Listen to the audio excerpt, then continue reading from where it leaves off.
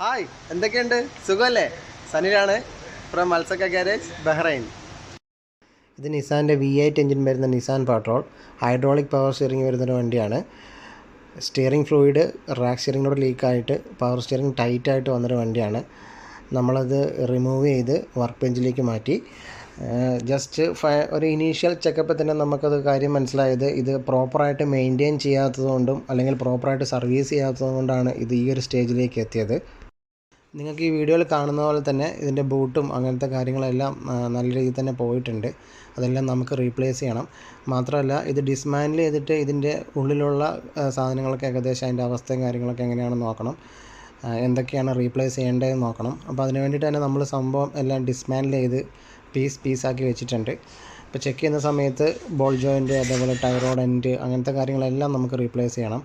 മാത്രമല്ല സീൽ കിറ്റും കാര്യങ്ങളൊക്കെ കംപ്ലീറ്റ് പോയിട്ടുണ്ട്. അതേപോലെ തന്നെ ഇതിൻ്റെ സ്റ്റിയറിംഗ് ഷാഫ്റ്റ് നല്ല രീതിയിൽ തന്നെ അതിൻ്റെ റെസ്റ്റും കാര്യങ്ങളൊക്കെ ഫോം ചെയ്യാൻ തുടങ്ങിയിട്ടുണ്ട്. അതേപോലെ അതിൻ്റെ സ്മൂത്ത്നെസ്സും കാര്യങ്ങളൊക്കെ പോയിട്ടുണ്ട്. അപ്പോൾ നമുക്കത് വീണ്ടും ക്രോം ചെയ്യാൻ വേണ്ടിയിട്ട് കൊടുക്കണം. സീൽ കിറ്റും കാര്യങ്ങളും എന്തായാലും കംപ്ലീറ്റ് റീപ്ലേസ് ചെയ്യേണ്ടി വരും. വണ്ടി ഫസ്റ്റ് ചെക്ക് ചെയ്യുന്ന സമയത്ത് തന്നെ പവർ സ്റ്റിയറിംഗ് പമ്പിൻ്റെ ചെറിയൊരു ലീക്കും കൂടെ ഞങ്ങൾ നോട്ടീസ് ചെയ്തിട്ടുണ്ടായിരുന്നു. അതുകൊണ്ട് തന്നെ പവർ സ്റ്റിയറിംഗ് പമ്പും നമ്മൾ റിമൂവ് ചെയ്തു. പമ്പ് കംപ്ലീറ്റ്ലി ഡിസ്മാൻഡിൽ ചെയ്ത് ചെക്ക് ചെയ്യുന്ന സമയത്ത് ഇൻറ്റേർണലി വലിയ ഇഷ്യൂസ് ഒന്നും നമുക്ക് ഫൈൻഡ് ഔട്ട് ചെയ്യാൻ പറ്റിയിട്ടില്ല. ജസ്റ്റ് സീൽ കിറ്റ് മാത്രം മാറിയാൽ റെഡിയാവുന്ന പ്രശ്നങ്ങളേ ഉണ്ടായിരുന്നുള്ളൂ.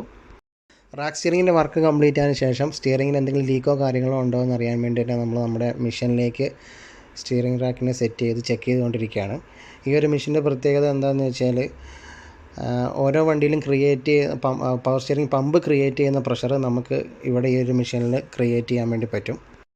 ഞങ്ങളിവിടെ ചെയ്യുന്ന വർക്കിന് ഞങ്ങൾ വാറണ്ടിയും കാര്യങ്ങളൊക്കെ കൊടുക്കുന്നതുകൊണ്ട് തന്നെ എല്ലാം ഡീറ്റെയിൽഡ് ആയിട്ട് ക്രോസ് ചെക്ക് ചെയ്തതിന് ശേഷം മാത്രമേ നമ്മൾ വണ്ടിയിലേക്ക് ഫിറ്റ് ചെയ്യാൻ വേണ്ടിയിട്ട് റാക്ക് സ്റ്റിയറിംഗ് കൊടുക്കാറുള്ളൂ. മാത്രമല്ല ഇങ്ങനത്തെ വണ്ടികളിൽ നിന്നൊക്കെ റാക്ക് റിമൂവ് ചെയ്ത് റീഫിറ്റ് ചെയ്യുക എന്ന് പറഞ്ഞു കഴിഞ്ഞാൽ ഈസി ആയിട്ട് നടക്കുന്നൊരു കാര്യമല്ല, കുറച്ച് റിസ്ക് ഉള്ളൊരു ജോബാണ്. അതുകൊണ്ട് തന്നെ എല്ലാ കാര്യങ്ങളും നമ്മൾ വീണ്ടും ക്രോസ് ചെക്ക് ചെയ്തതിന് ശേഷം മാത്രമാണ് റാക്ക് സ്റ്റിയറിംഗ് വണ്ടിയിലേക്ക് ഫിറ്റ് ചെയ്യാൻ വേണ്ടിയിട്ട് കൊടുക്കുക. ഫിറ്റിങ്ങും കാര്യങ്ങളൊക്കെ കംപ്ലീറ്റ് ആയിട്ടുണ്ട്. വണ്ടി ഓക്കെയാണ്. സ്റ്റിയറിങ്ങിന് വേറെ പ്രശ്നങ്ങളോ കാര്യങ്ങളോ ഒന്നുമില്ല. സ്റ്റിയറിംഗ് സ്മൂത്തായിട്ട് തന്നെ വർക്ക് ചെയ്യുന്നുണ്ട്.